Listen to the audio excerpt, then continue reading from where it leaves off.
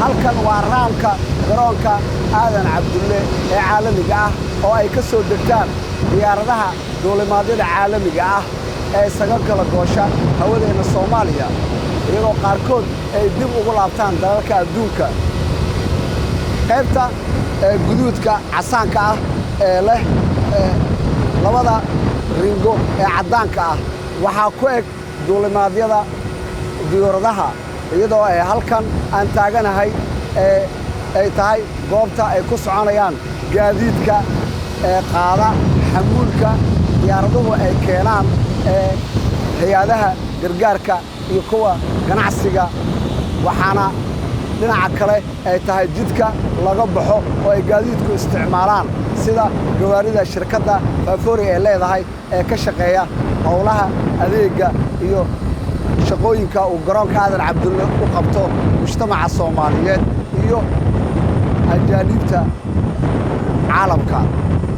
iyadoo dhinacan kale ka mid tahay meelaha dib u habeynta lagu sameeyay loogu talagalay in ay ku socdaan dadka waxaana ku sawiran astaan ay dadka ku garan karaan in socodka xagga lugta ee food steps-ka loogu talagalay garoonka aadan cabdulle ee qaybtan raamka ayaa ah markii ugu horeysay ee qurxin noocan oo kala ah ee astaamaha jidadka ay dadka ku socdaan iyo kuwa gaadiidka loo sameeyay iyadoo arintan ay tahay astaamaha garoomada caalamiga ah ee dalalka adduunka ay ku sameeyaan si looga kala garto goobta ay dadku ku soconayaan iyo qaybta gawaarida ay isticmaalayaan waxaana uu ka soo bilaabmaa eber 5 ama 05 iyadoo uu ku eg yahay ilaa iyo 12 taasoo loogu talagalay in ay dadka qaarkood ee soo dhaweynta ee wufuudda caalamiga ah iyo kuwa hay'adaha dawladda federaalka Soomaaliya ay iyaguna istaagi karaan astaamahan ayaa gacan ka siinaya ilaalada ammaanka ee garoonka ee ciidamada booliska iyo mas'uuliyiinta maamulka garoonka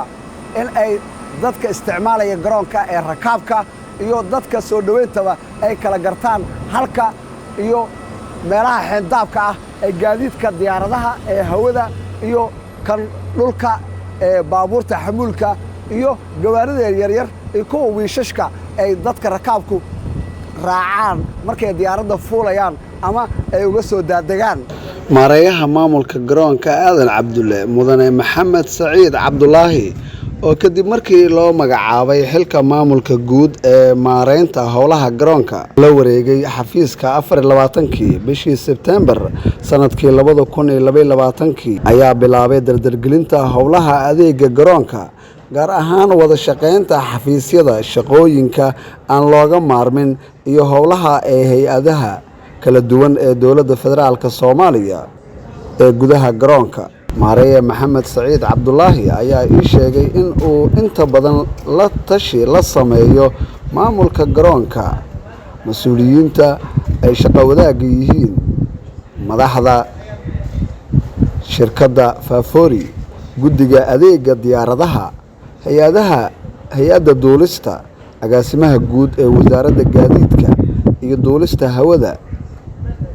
iyo xafiiska wasiirka wasaaradda gaadiidka iyo duulista hawada ee xukuumadda federaalka Soomaaliya sidii lagu hagaajin lahaa bilicda iyo quruxda garoonka diyaaradaha oo ka mid ah ilaha wax soo saarka dhaqaalaha dalka maareeye maxamed saciid cabdulaahi maareeyaha maamulka guud ee garoonka aadan cabdulle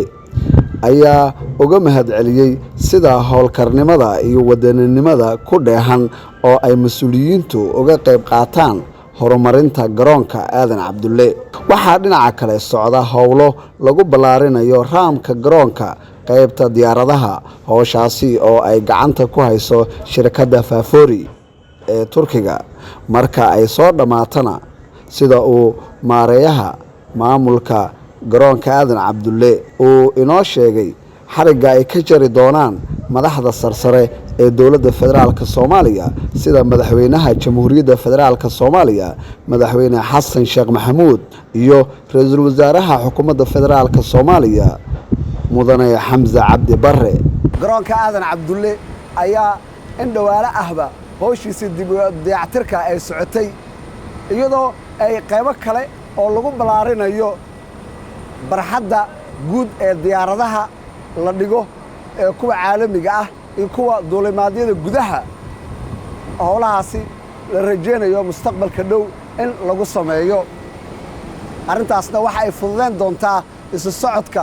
gaadiidka hawada diyaaradaha isticmaala garoonka aadan cabdulle maxamed nuur maxamed abuukar warbaahinta qaranka garoonka aadan cabdulle muqdisho